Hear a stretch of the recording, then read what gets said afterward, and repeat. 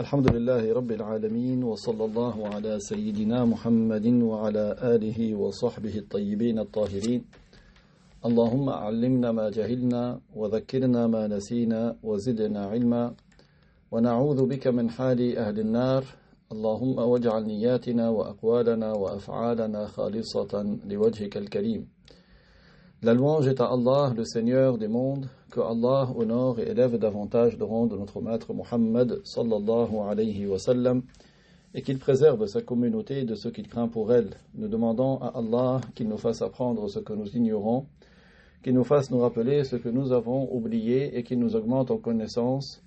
Et nous lui demandons de nous préserver de l'état des gens de l'enfer. Nous demandons à Allah qu'il fasse que nos intentions, nos actes et nos paroles soient accomplis sincèrement par recherche de son agrément.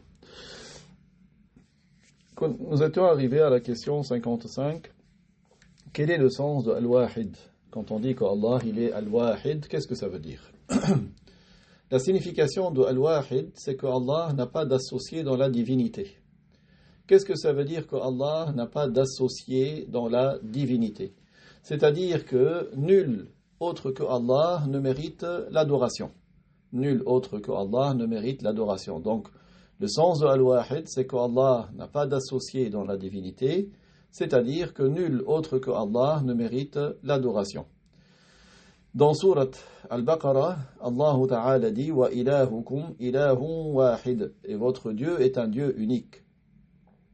Si Allah n'avait pas été unique, s'il était multiple, il n'y aurait pas d'ordre dans ce monde.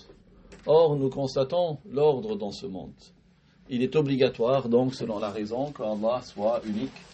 Tout comme Allah Ta'ala le dit dans Surat Al-Anbiya, لَوْ كَانَ فِيهِمَا آلِهَةٌ إِلَّا اللَّهُ لَفَسَدَتَا. C'est-à-dire, si les cieux et la terre avaient une divinité, pour les cieux et la terre, s'ils avaient une divinité autre que Dieu, alors il n'y aurait pas cet ordre qui se serait continué, qui s'est installé. Et Al-Hakim a rapporté dans Al-Mustadrak que notre prophète sallallahu alayhi wa sallam, lorsqu'il se réveillait la nuit, il disait « La ilaha illallah al-wahidul qahhar » رب السماوات والأرض وما بينهما العزيز الغفار. Il n'est de Dieu que Dieu. Il est Al-Wahid. Donc c'est le sujet de notre question maintenant. Il est Al-Wahid. Il est Al-Qahhar. Al-Qahhar, celui qui domine toute chose. Le Seigneur des cieux et de la terre, et ce qu'il y a entre eux, il est Al-Aziz, il est Al-Ghaffar. Al-Aziz, le glorieux, Al-Ghaffar, celui qui pardonne. Donc, quand on parle d'unicité de Dieu, il ne s'agit pas de l'unicité du nombre. Parce qu'un corps unique a des parties. Ce qui est visé, c'est qu'il n'a pas de pareil, il n'a pas de semblable. Absolument rien n'est tel que lui. C'est ça le sens de Al-Wahid au sujet de Dieu. Donc, Al-Wahid signifie celui qui n'a pas d'associé dans la divinité, c'est-à-dire que nul autre que Allah ne mérite l'adoration. Ce n'est pas dans le sens de l'unicité du nombre, parce qu'un corps peut avoir des parties, mais ce qui est visé par l'unicité de Dieu, c'est qu'il n'a pas de semblable, il n'a pas de pareil. La question que l'auteur a mentionnée, la question suivante, quel est le sens de Al-Ahad lorsqu'il est employé au sujet de Dieu? Allah Ta'ala dit dans Surat Al-Ikhlas, قُلْ هُوَ اللَّهُ أَحَدٌ. Donc parmi les noms de Allah, il y a Al-Ahad. Qu'est-ce que ça veut dire Al-Ahad? Al-Ahad signifie celui qui n'admet pas la division. Al-Ahad signifie celui qui n'admet pas la division. Qu'est-ce que ça veut dire qu'il n'admet pas la division? C'est-à-dire qu'il n'est pas un corps. Quand on dit qu'Allah n'admet pas la division, c'est-à-dire qu'Allah n'est pas un corps. Le corps, c'est ce qui a un volume. Le corps, c'est ce qui a un volume. Que ce soit un grand volume ou un petit volume. Si Allah avait été un corps, il n'aurait pas pu créer quoi que ce soit de ce monde. Si Allah avait été un corps, il n'aurait rien pu créer de ce monde. S'il avait été un corps, alors il aurait été possible à son sujet ce qui est possible au reste des corps. Si Allah avait été un corps, il aurait été possible à son sujet ce qui est possible au sujet des corps, comme l'anéantissement, comme le changement. Donc les corps s'anéantissent, les corps changent. Si Allah avait été un corps, il aurait été possible qu'il s'anéantisse, il aurait été possible qu'il change. Et si Allah avait été un corps, la divinité aurait été valide pour le soleil et la lune, puisque le soleil et la lune sont des corps. Ce qui, bien sûr, est impossible. Celui donc qui a eu pour croyance que Allah est un corps, c'est un kafir. Celui qui croit qu'Allah est un corps, il est kafir. Allah Ta'ala, pour le blâme des kafirs, a dit وَجَعَلُوا لَهُ مِنْ عِبَادِهِ جُزْءًا. Ils lui ont attribué des parties parmi ses esclaves. Et l'imam Abu al-Hasan al-Ash'ari, que Dieu l'agrée, l'imam des musulmans, des sunnites dans la croyance, dans son livre An-Nawadir, qu'est-ce qu'il a dit, l'imam Abu al-Hasan al-Ash'ari? Il a dit من اعتقد أن الله جسم فهو غير عارف بربه وإنه كافر به. Il a dit, celui qui a eu pour croyance que Dieu est un corps, eh bien c'est quelqu'un qui n'a pas connu son Seigneur. Celui qui a cru qu'Allah est un corps, il n'a pas connu son Seigneur et il aura mécru en lui. Il ne l'a pas connu et il aura mécru en lui. C'est un mécréant. Ce n'est pas un musulman, celui qui croit que Dieu est un corps. L'imam al-Shafi'i, que Dieu l'agrée, l'imam des centaines de millions de musulmans dans le fiqh, dans la science des lois, il a dit Al-Mujassimu kafir. L'anthropomorphe est un kafir. Qu'est-ce que l'anthropomorphe? C'est celui qui croit que Dieu est un corps. Celui qui attribue à Allah le corps. Qu'est-ce que Shafi'i a dit à son sujet? C'est un kafir. Cette parole de Shafi'i a été rapportée par le Hafiz As-Suyuti. As-Suyuti a plusieurs livres. As-Suyuti, c'est un hafiz, c'est un spécialiste du hadith. Il a plusieurs livres. Parmi ces livres, il y a un livre qui s'appelle Al-Ashbah wal-Nadha'ir. Al-Ashbah wal-Nadha'ir. Dans ce livre, Al-Ashbah wal-Nadha'ir, As-Suyuti a rapporté que l'imam al-Shafi'i a dit Al-Mujassimu kafir. Celui qui croit que Dieu est un corps, ce n'est pas un musulman. L'imam Ahmad ibn Hanbal, un autre très fameux savant qui a une école de loi suivie par un grand nombre de musulmans, l'école hanbalite. Qu'est-ce qu'il a dit, l'imam Ahmad? Il a dit Man qala Allahu jismun la kal ajsami kafar. Man qala Allahu jismun la kal ajsami kafar. Celui qui dit que Allah est un corps, pas comme les corps, il est mécréant. Celui qui dit que Allah est un corps, pas comme les corps, c'est un mécréant. Rapporté par le Hafiz Badruddin Az-Zarkashi dans son livre Tashnif al-Masami'. Rapporté par le Hafiz Badruddin Az-Zarkashi dans son livre Tashnif al-Masami'. Et le Cheikh Abdul Ghani An-Nabulusi dans son livre Al-Fath al-Rabbani. Le Cheikh Abdul Ghani An-Nabulusi dans son livre Al-Fath al-Rabbani a dit من اعتقد أن الله ملأ السماوات والأرض أو أنه جسم قاعد فوق العرش فهو كافر وإن زعم أنه مسلم. من اعتقد أن الله ملأ السماوات والأرض أو أنه جسم قاعد فوق العرش فهو كافر وإن زعم أنه مسلم. Donc cette parole de An-Nabulusi, qu'est-ce qu'elle signifie? Celui qui croit que Dieu est un corps qui occupe les cieux et la terre. Celui qui croit que Allah est un corps qui emplit, qui occupe les cieux et la terre, alors, ou qui croit que Dieu est un corps assis sur le trône. Celui qui croit que Allah est un corps qui est partout, qui remplit les cieux et la terre, ou qui croit que Allah est un corps établi sur le trône, c'est un mécréant, même s'il prétend être musulman. Pour cela, faites bien attention à ces prétendues traductions du Coran, qui inondent le marché, dans lequel ils traduisent mal le verset 5 de Sourate Taha, Ar-Rahmanu ala al-Arsh istawa. Dans la plupart des traductions que nous avons vues, ils mettent est établi. Celui qui est établi, c'est quelqu'un qui a besoin de l'endroit. Celui qui est caractérisé par une direction, il a besoin de qui l'a caractérisé par cette direction. Celui qui est établi sur quelque chose, il a une quantité, il a une limite. Et Allah Ta'ala, il n'a pas de quantité, il n'a pas de limite, il n'est pas spécifié par une direction, il n'est pas spécifié par un endroit. Celui qui est spécifié par une direction ou par un endroit ou par une limite, il a besoin de qui lui a donné cet endroit, cette direction ou cette limite. Et celui qui a besoin il a un début, c'est une créature, ce n'est pas Dieu. Allah subhanahu wa ta'ala, il n'a pas besoin de ces créatures, il n'a pas besoin de trône pour s'établir dessus. Et An-Nasafi, dans son tafsir, a dit وَمِنَ الْإِلْحَادِ تسمية الله بالجسم والجوهر والعقل والعلة. ومن الإلحاد تسمية الله بالجسم والجوهر والعقل والعلة. Et An-Nasafi dans son tafsir, le fameux savant An-Nasafi, il y a plusieurs savants qui s'appellent An-Nasafi. Celui-là, ce n'est pas celui qui a le traité de croyance, c'est un autre Nasafi, mais il a un tafsir de Coran. Qu'est-ce qu'il a dit dans son livre, le tafsir de Coran? Il a dit c'est une forme de ilhad. Qu'est-ce que l'ilhad? C'est-à-dire d'athéisme. Que d'appeler Allah un corps. C'est une forme de ilhad que d'appeler Allah un corps ou un jawhar, une substance, ou un aql, un cerveau, ou une illa, une cause. C'est une forme de ilhad, c'est-à-dire c'est contraire à l'islam que d'appeler Allah un corps, d'appeler Allah une substance, d'appeler Allah un cerveau ou une nature. Donc ça, c'est une mécréance, de dire qu'Allah c'est la nature.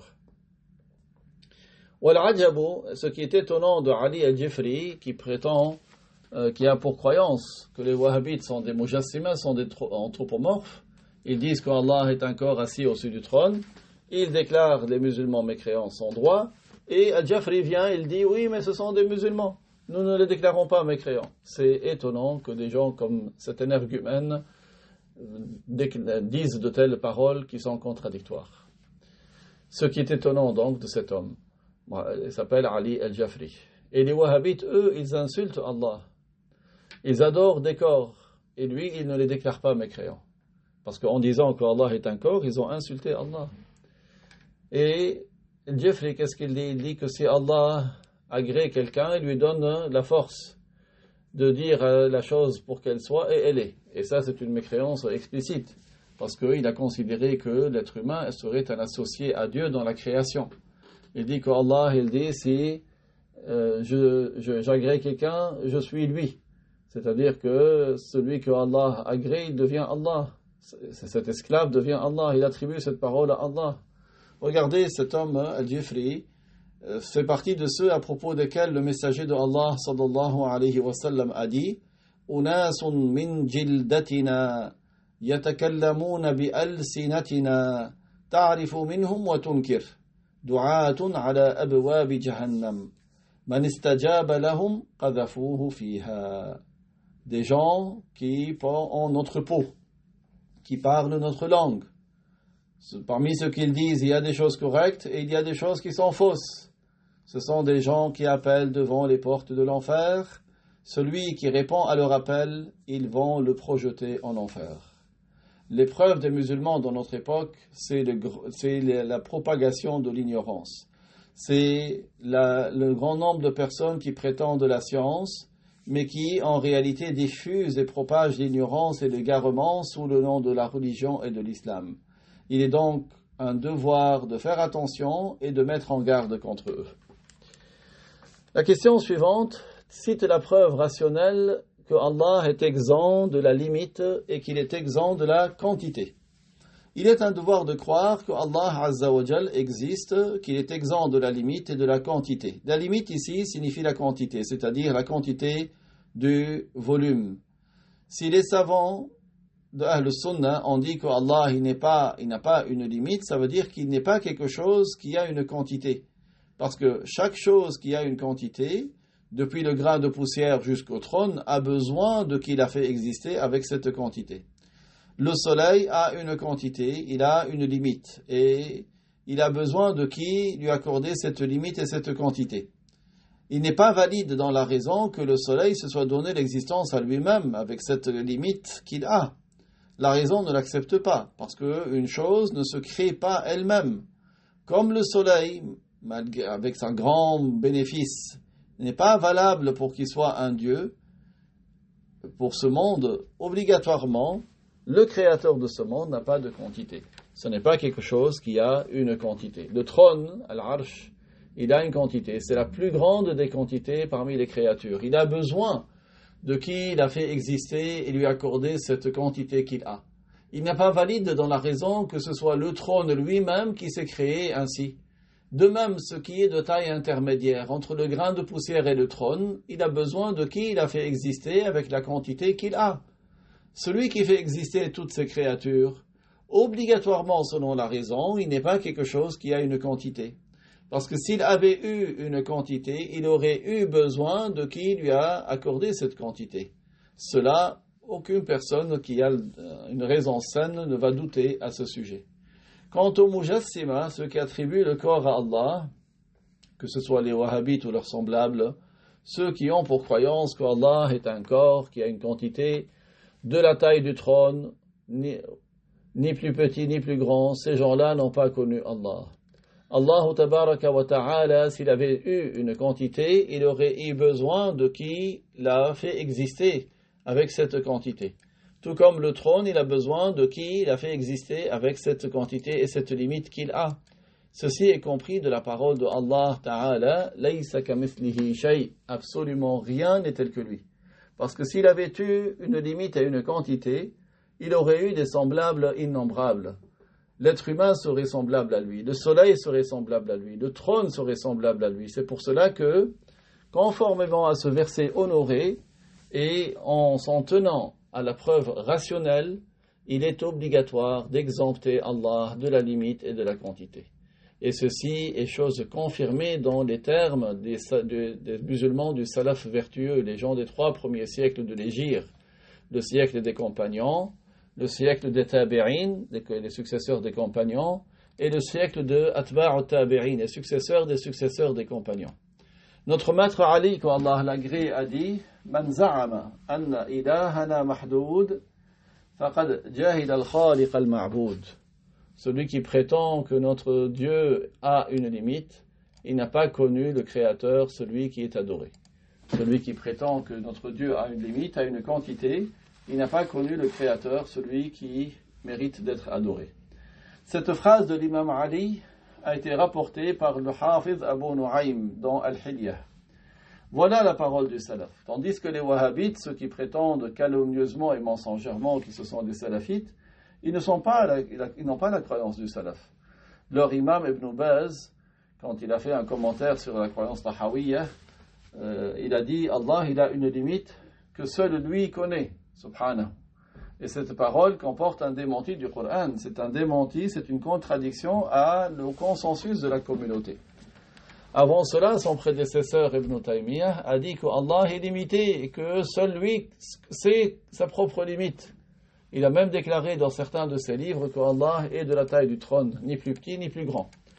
Donc il est surprenant comment Ibn Taymiyyah prétend qu'Allah est un corps établi sur le trône, de la taille du trône, qu'il descend lui-même chaque nuit jusqu'au ciel du bas monde, alors qu'il a été confirmé dans le hadith que les 7 cieux par rapport au trône, c'est comme un anneau, c'est comme une bague jetée dans une terre déserte, c'est-à-dire comme une petite graine par rapport au désert.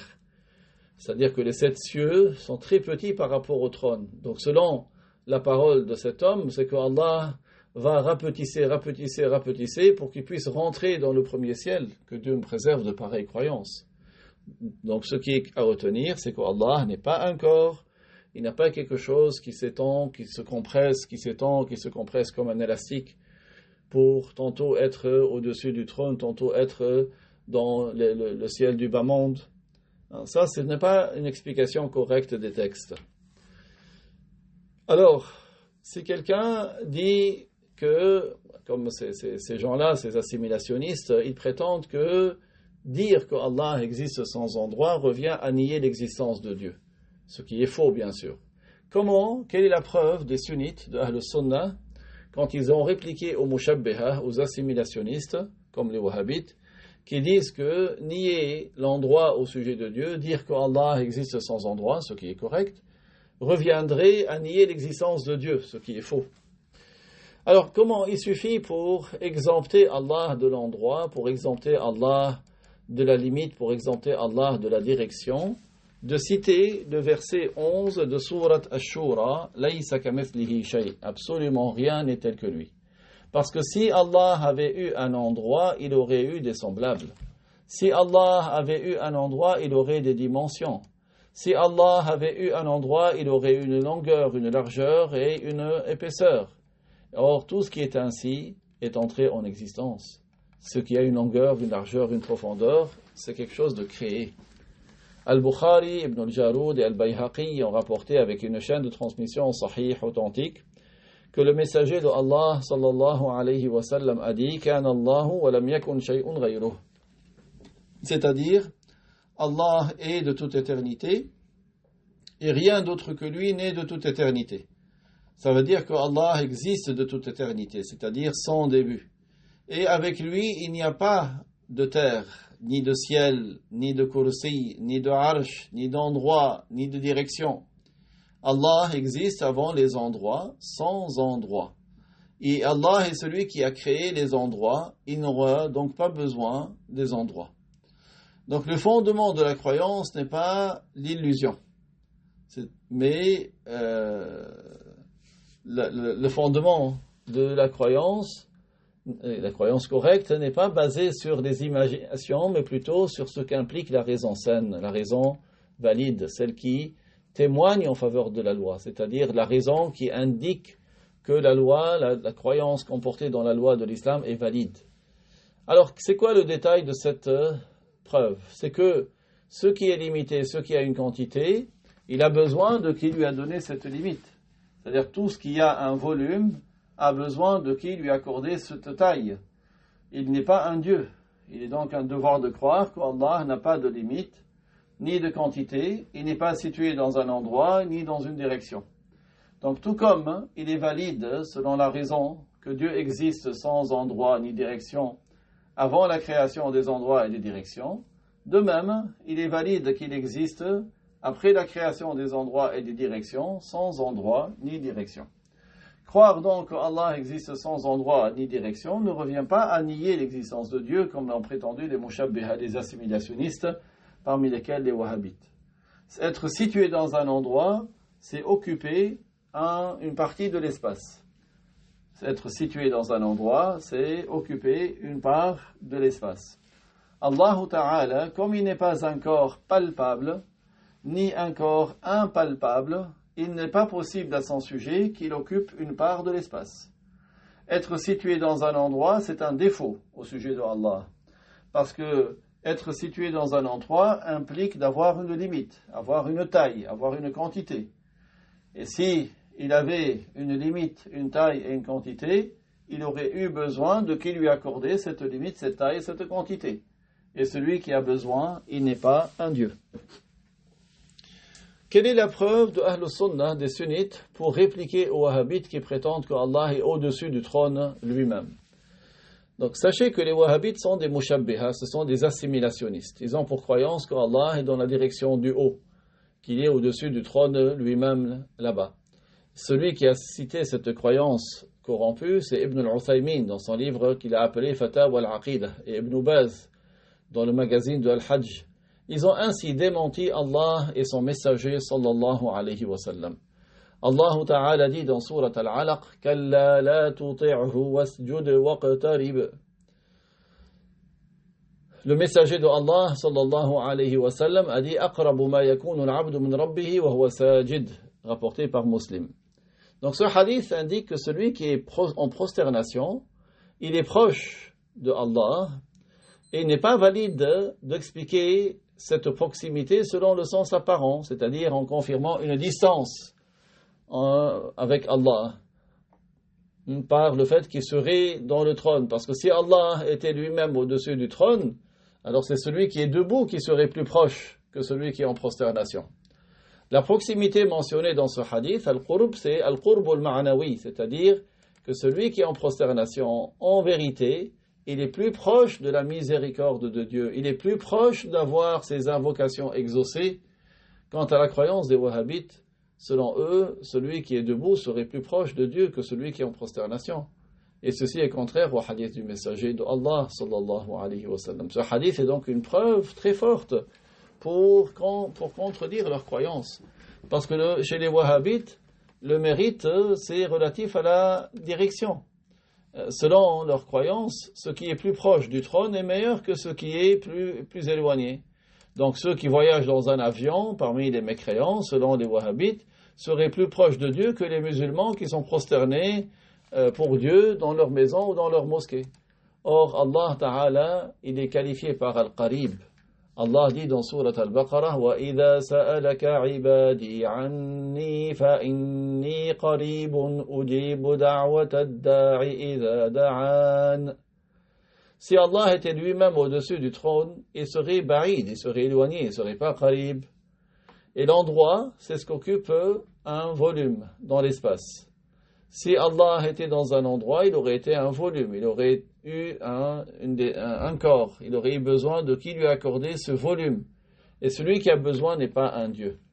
S'il était possible de croire que le créateur de ce monde est un corps, il aurait été possible de croire en la divinité du soleil et de la lune. Le Cheikh Abdul Ghani An-Nabulusi dans Al-Fath al-Rabbani a dit Man i'taqada anna Allah jismun mala'a as-samawati wal-arda أو أنه جسم قاعد فوق العرش فهو كافر وإن زعم أنه مسلم. Ce qui signifie celui qui croit qu'Allah est un corps qui emplit les cieux et la terre, ou qui croit qu'Allah est un corps assis au-dessus du trône, établi au-dessus du trône, c'est un kafir, c'est un mécréant, même s'il prétend qu'il est musulman. Et l'imam al-Shafi'i a dit al-mujassimu kafir, celui qui attribue à Allah le corps, c'est un kafir, c'est un mécréant. Et l'auteur d'Al-Khisal al-Hanbali a rapporté de l'imam Ahmad qu'il a dit Man qala Allahu jismun la kal ajsami kafar. Celui qui dit qu'Allah est un corps, pas comme les corps, il est mécréant. L'on apprend de tout cela que le wahhabite ne peut pas donner la preuve de l'infondé de la croyance de l'adorateur du soleil. Le wahhabite serait incapable de donner l'argument rationnel à l'adorateur du soleil que sa religion est fausse. Parce que l'adorateur du soleil ne croit pas au Coran. Et il ne va pas pouvoir lui prouver que le soleil ne mérite pas la divinité. Parce que le wahhabite, tout comme l'adorateur du soleil, ont pour croyance qu'Allah est un corps situé dans la direction du haut. Donc, comment est-ce qu'il peut lui donner la preuve que son adoration est fausse si lui, il ne croit pas au Coran?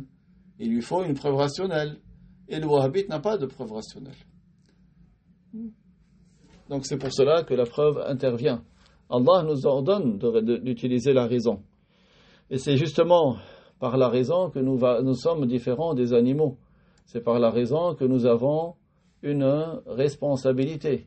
Tandis que ceux qui ne sont pas dotés de raison, comme les animaux, ils ne sont pas responsables. Ils n'ont pas de responsabilité. L'être humain, Allah lui a accordé une raison et l'a chargé par conséquent de certaines choses. Donc, nous allons continuer sur notre sujet général, juste pour rappeler que les portes du bien que Allah nous a données sont très larges. Mais la personne ne sait pas quelle est la bonne action qui va lui effacer certains de ses grands péchés. C'est pour cela qu'il convient que chacun d'entre nous, d'abord, s'abstienne de commettre des péchés, tous les péchés, que ce soit des grands ou des petits péchés, et par ailleurs, de se rappeler que Allah tabaraka wa ta'ala a fait miséricorde aux croyants, puisqu'il a fait qu'une seule bonne action peut être équivalente à 10 bonnes actions. Une bonne action peut peut contrecarrer 10 désobéissances parmi les mauvaises actions. Et ça, c'est une grâce de la part de Allah tabaraka wa ta'ala, une grâce qu'il a accordée à ses esclaves croyants. Et si l'esclave commet une mauvaise action, elle ne sera pas inscrite 10, elle sera inscrite qu'une seule mauvaise action. Les mauvaises actions qui sont des petits péchés, on les appelle al-lamam. Il y en a beaucoup. Entre autres, il y a le fait de mentir d'un mensonge qui ne va pas entraîner une nuisance envers un musulman. Ça, c'est un petit péché. Mentir d'un mensonge qui ne comporte pas la nuisance envers un musulman. Mentir un mensonge qui ne revient pas à rendre licite quelque chose d'interdit. Mentir un mensonge qui ne revient pas à interdire quelque chose de licite. Donc ce sont de tels mensonges qui sont comptés comme des petits péchés. Quant aux grands péchés, ils sont nombreux. Il y a des hadiths sahih qui sont parvenus pour dire que les grands péchés sont proches de 25. Et il y a d'autres hadiths que ceux-là, dans lesquels il y a une certaine faiblesse dans leur chaîne de transmission, qui indiquent qu'il y a plus de 30 grands péchés. Et certains savants spécialistes des fondements, comme Tajuddin as-Subki, on a énuméré 35. Et on rapporte que Abdullah ibn Abbas, que Dieu l'agrée, a dit que les grands péchés sont près de 70. Il n'a pas dit qu'ils étaient 70, mais il a dit qu'ils sont près de 70. Parmi les petits péchés, il y a le fait que la femme se parfume et sorte dans l'objectif de provoquer les hommes. Parmi les petits péchés, il y a le fait que la femme se parfume et sorte parfumée pour provoquer les hommes. Notre cheikh nous a rapporté dans le Sahih de Ibn Hibban, d'après Abu Musa al-Ash'ari, que Dieu l'agrée, il a dit, le messager de Allah sallallahu alayhi wa sallam a dit, ayyuma imra'atin kharajat muta'attiratan famarrat biqawmin liyajidu rihaha fahiya zaniyah. C'est-à-dire toute femme qui sort parfumée, qui passe auprès d'hommes pour les provoquer, pour qu'ils sentent son parfum, elle est comme fornicatrice. La parole du prophète alayhi salatu wassalam, fahiya zaniyah, c'est-à-dire qu'elle ressemble à la fornicatrice. C'est-à-dire que son péché, c'est un petit péché qui compte au nombre des préliminaires à la fornication. La fornication, c'est un grand péché. Mais ce qu'elle a fait, ce n'est pas un grand péché. C'est un petit péché, mais qui compte parmi les préliminaires à la fornication. Qu'est-ce qu'il y a comme autre exemple de préliminaire à la fornication? C'est comme le regard avec désir. C'est comme le fait de toucher avec la main. C'est comme le fait de marcher pour obtenir un plaisir interdit. Ce sont des préliminaires à la fornication, ce sont des petits péchés. De même, la conversation par laquelle la personne recherche à se procurer du plaisir interdit. Tout cela compte au nombre des préliminaires à la fornication. Mais il y a une grande différence entre la fornication véritable, qui elle fait mériter l'application d'une punition, et ces petits péchés qui eux sont des préliminaires. Mais si c'est une femme qui sort parfumée, ou qui sort embellie, sans que ce soit dans l'objectif de provoquer les hommes, cela est autorisé, ce n'est pas interdit, mais c'est reste déconseillé. Si la femme se parfume ou se fait belle, puis elle sort de chez elle, non pas dans l'objectif de provoquer les hommes au péché, cela est déconseillé, ça n'arrive pas jusqu'à l'interdit. Et si quelqu'un interdit cela, il aura commis une erreur. Il aura été non conforme au hadith du messager de Allah sallallahu alayhi wa sallam qui a dit فَمَرَّتْ بِقَوْمٍ لِيَجِدُوا رِيحَهَا, qui passe auprès d'hommes pour qu'ils sentent son odeur, son parfum. Il n'a pas dit n'importe quelle femme qui sort parfumée, alors elle commet le péché. Non. Il a dit que si elle passe auprès de gens pour qu'ils sentent son parfum. C'est ça qui est le péché. Il n'est pas permis à quelqu'un de dépasser la limite fixée dans la loi. Le prophète nous a fixé des limites. Il n'est pas permis à quelqu'un de dépasser ces limites. Le jugement du caractère déconseillé, quand la femme sort parfumée de chez elle, c'est pour autre que le voyage du pèlerinage. Mais lorsqu'il s'agit du voyage du pèlerinage, il a été authentifié, ce qu'a rapporté Abu Daoud et Al-Bayhaqi et autres que, d'après Aïcha, qu'Allah l'agrée, elle disait, nous sortions en compagnie de messagers de Allah sallallahu alayhi wa sallam pour nous rendre à la Mecque. Nous imbibions nos fronts de musc à l'occasion de l'entrée en rituel, al-ihram, et lorsque par la suite l'une d'entre nous transpirait, le parfum coulait sur son visage.